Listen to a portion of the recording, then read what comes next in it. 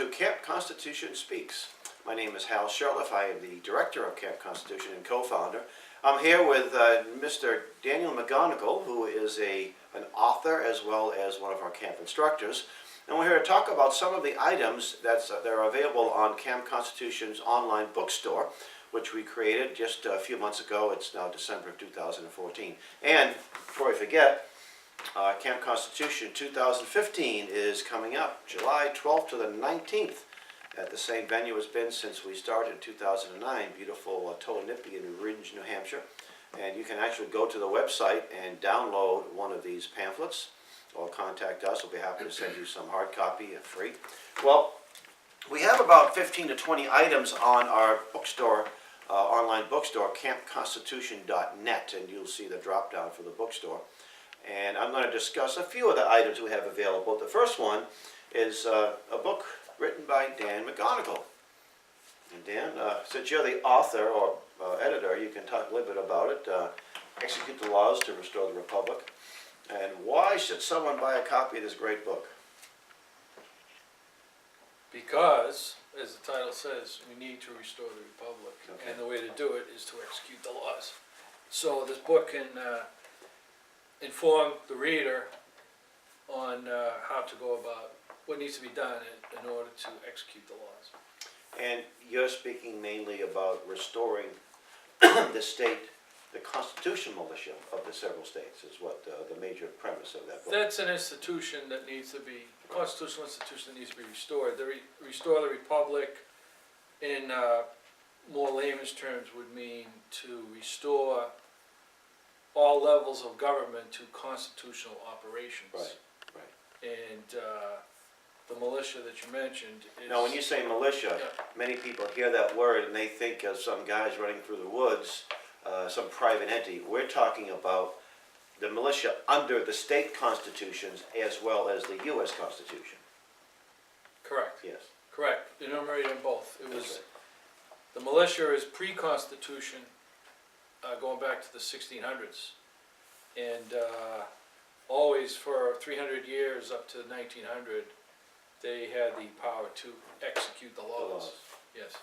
And So, and you drew from folks like Dr. Edwin Vieira, and Yes. I think you have an excerpt of a book that was written back in the 1860s dealing with martial law, right? 1862, unconstitutionality of such 1862, yeah, Judge Samuel Smith Nicholas wrote a 31-page pamphlet on martial law. It was right in the middle of the Civil War. And he is one of the people who has the correct facts as to what martial law is and is It not. was not. And there's some excerpts there too. Yes. So, all right, now we have a couple of items dealing with Agenda 21 that we published, you say reprinted. One of them is a booklet called The Real Facts, Granite State Future, The Real Facts, dealing with how Agenda 21 is being implemented in New Hampshire. It was written by Mr. Tim Carter, who was a Tea Party Patriot activist fellow, and he was very much involved in exposing this. And I got a copy of this. He handed this to me, and I thought this would be a great thing to get in the hands of selectmen all over the state of New Hampshire, many of whom have never heard of Agenda 21 and how it's being implemented. So we reprinted this booklet. Now, you may not be living in New Hampshire. You might say to yourself, what do I care about New Hampshire? I live in California. I live in here. I live there. Well, this is just a microcosm of what's probably happening in your town or your county or your state. And these little, and by the way, most of these things are available in PDF format as well. So, you know, and they're only a few short money anyway for these. But this helps you understand how it's being implemented around the country. So this one, we actually published a number of these, and we had friends of ours and some of our camp folks went around to the state, all the different town halls, and probably about 80% of the state of New Hampshire, the selectmen, received a copy of this. So they cannot say they've never heard of this once they read it. Then here up in Maine, Gateway 1. Gateway 1 is another Agenda 21 implementation at a regional level from Bath, Maine to Stockton Springs on central coastal Maine. And this little article was written by Mr. Ted Cowan, who played a key role in getting aspects of Agenda 21, Gateway 1 defunded But I discovered that this Gateway 1 entity is still alive and kicking, and we asked Ed to, not Ed, but Ted to update it, and we're doing the same thing. We're getting people here to distribute these to their people in these towns that it affects. It is just another example, a microcosm of how Agenda 21 is being implemented locally, and this is something we're very happy with. Now we got something that I want to show you that's been probably out of print since the mid-30s, from Farm Boy to Financier. This is the story of an eyewitness to Frank Vanderlip. Frank Vanderlip was a banker. He was one of the handful of men that attended that secret meeting on Jekyll Island, Georgia in fall of 1910, not 2010. And what came out of that was the Federal Reserve Bank. And what Frank Vanderlip did is Frank wrote his autobiography, From Farm Boy to Financier, and the book was serialized in the Saturday Evening Post, which was a weekly magazine. And you can still see it. I think it came back into circulation for a while. It's out of production now. And a friend of mine said, Hal, we need to get this printed up. So he said, you need to see if you can find that article. And I went online and I found every single Saturday Evening Post available, public domain, on PDF format, except for this one. And then I did find a copy of it online, but it was so badly, such a poor copy, it was almost unusable as far as reprinting. But about a year or so after that, a friend of mine, these two guys didn't even know each other, gave me the magazine. He didn't even know I was looking for it, and he gave me the book. So thanks to Dragon Software, we were able to get that chapter from that 1935, I think it was February of 35, if I'm not mistaken. Put it in print for the first time since then. And this is something for a student of the Fed. This may not be for the average person, it may not be all in it, but this one little chapter, it's only about 20 pages, reinforces the idea of what happened to this guy. He was the first one to really spill the beans, so to speak. He died about a year later, and in this article he said that we were as furtive or secretive as any conspirator. Really late, and prior to that, when people mentioned the secret meeting, it was poo-pooed. There was a couple of other articles that brought it out, but there wasn't any. This is the first person who was the eyewitness. And Ed Griffin's book, Creature from Jekyll Island, did a great job of exposing this, and it's become quite well. The book has been, it's a little bit of a tome, 600 pages, but well worth it, or more than that maybe, but well worth it. But this is just one little chapter, and I think it's a good complementary piece to go along with it. And one of the classes we teach over the years is George Washington's farewell address. You can find this online, by the way, printed out, but we thought we'd put it in a nice, attractive format for the campers. And for those who like to, and this is a great thing to have at a Tea Party event, Patriot rallies. And one of the things Washington said, have no permanent foreign entanglements. And he also said in his farewell address that religion and morality are indispensable to freedom. And this was something that was taught in the average public school, or I should say government school, for years. Now it's forgotten, but we're bringing it back, and hopefully other people would appreciate the great wisdom from George Washington. What else do we have there, Dan? What do you know about republics and democracies? You asked the... We are a republic, not a democracy. That's right. And where do we find that in the Constitution? Article 4, Section 4. Hey, that's right, that's right. U.S. Constitution says every state is guaranteed a Republican form of government. Now, when I say Republican, I'm not talking about a political party. Republic is a government where there's a law and is ruled by law and the rights of the minority. And when I say minority, I'm not necessarily speaking of a racial group or an ethnic group, but those who may not agree with the majority. Their rights are protected because you have a constitution. So the United States was founded as a republic. And this was actually a transcript of a speech given by Mr. Robert Welch, the founder of the John Birch Society in the early 60s. And he went on to talk about what the founders thought of democracy, how dangerous democracies are. In fact, it was James Madison, I think it's Federalist 10 or 13. Right? He said that democracies have everywhere been spectacles of turbulence and contention, short in their lives and violent in their deaths. What's nice to know that over the years, you ask the average person what type of government we have, and I should say average person, you ask graduate students of history and constitutional law, and they'll say democracy.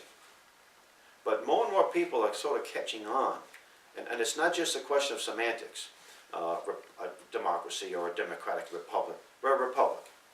And this is a great essay, available in free download, of course, but just a few dollars. And this is another, I think, a timeless classic that should be, if you have a patriot group, you have an information table, you should have something like, should have this on your table. All right, what else we have? What other great items we have here? Now this one is a great free market classic, Sockdologer. This is the story of Davy Crockett. Now I've been told by a few people that there may have been some historic license here. Maybe it didn't quite happen the way it happened. But even with, that may or may not be true. But Davy Crockett, of course, we know him from the Alamo, but he was also a congressman from Tennessee prior to his going to Tennessee. And he was on the campaign trail in those days, and he met this farmer, and his name was Horatio Bunce. And he thought this farmer would be very happy to see him, and Mr. Bunce said, "I'm sure you mean well, but you don't know the Constitution." And Mr. Bunce was a very wise man. He knew what was going on. He used to get newspapers, and he understood that Davy Crockett voted for something that was unconstitutional. So Crockett realized he was wrong, and he said to him, "I'll be back here in a couple of days. You get some people together, and he apologized, and he did. He said, "Mr. Bunce pointed out that I was wrong, and I won't do it again." And then a vote came up after he got reelected, where it was a Revolutionary War widow. I'm sorry, it was a Revolutionary War widow. It was to give her some money, and Davy Crockett said, "I will be happy to give a month's salary, and if everybody in this house did so, there'd be more than this bill would provide." He said, "But the money in the treasury is not for that purpose." Now, I'm not against giving pensions to veterans. I'm not talking about that. But there was no law that provided for that. It was just, hey, we're going to pass a law and give this woman money. And the thought was that if we can give her money, we can give anybody money anytime. And the money that's in the treasury is there to uphold the laws, to pay for the things that need to be implemented, but not doing this. And so it's a great little lesson on the proper role of government, the proper role of a congressman, not yours to give. Again, this is a classic. You'll find this in various, reprinted various places. I think the Foundation for Economic Education reprinted it, and we made this. This was actually, a friend of mine had a business, and he made this available to his clients, and we just took his excerpt from it. So, what else we have there, Dan? First Scout? Oh, yeah, First Scout for General Patton. Now, you met Mr. Bob Kingsbury. Yes, I have. The late Mr. Bob Kingsbury. Bob was a replacement, Battle of the Bulge replacement. I think he was about 17 or 18 when he went overseas, World War II. And now Bob ended up as a lieutenant colonel, highly decorated, great marksman, parachutist. I think he's got a Silver Star and a Purple Heart. Well, he passed away a few years ago, and he was a very vibrant man up until his mid to late 80s. His last 6 months, he kind of went down quickly, but he had corresponded. He used to keep in touch. He even had a reunion with a German unit after the war, and he kept in touch with a German tanker and became a U.S. citizen. But a professor from Ohio wrote him a letter and asked him if he would give an account of what it was like as the foot soldier. Not exactly about strategy, but how was life, the food, the accommodations you had, and the morale, and things like that, things that you don't read in the typical history books. And he was just handing people copies of this, photocopies. I thought, this is priceless. And I said, "Can I publish it?" He said, "By all means." So we were very glad to publish it before he passed away. And it's just a great little story of what it was like to live as a foot soldier right after World War II. My dad was a World War II veteran and passed away in '94. So what else we have there, Dan? Coloring book for young campers. Well, we do information tables, and by the way, our camp is a family camp, and we have programs for those 5 to 10-year-olds, 5 to 11-year-olds, as well as junior high and high school. We have something they call Patriot Camp, so they may not get the more advanced type of information, but they're getting some good information. We do information tables at various venues, homeschool shows, and you have a lot of little children come by with their mothers and their dads. Well, what are you going to give a 5-year-old? You hand them a copy of the Constitution, probably most cases, it's a little too much. So we got this coloring book, and we found this at the Ridge Historical Society, 1976 bicentennial. They had a whole stack of these, and I'm looking at this, and I'm saying, this is a history lesson. This isn't just a cartoon, a coloring book. There's some good information here. In the back is a copy of the Declaration of Independence. So we got the permission to reprint this. The company that did it is still in business and has not put this in print. So we have this available again for very short money. And if anyone wants large quantities, they're willing to contact us. We'd be happy to give you, our cost, because we want this information out. And then finally, we have a little promotional bumper sticker. Help promote our great camp program. These are just a few dollars when you go to the online here.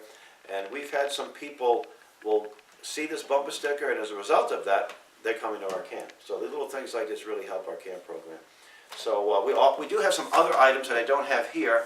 One of the books we reprinted was a Noah Webster, 1810, Refuting Global Warming. Yes, he actually started writing about refuting global warming in the late 1700s. You see, in those days,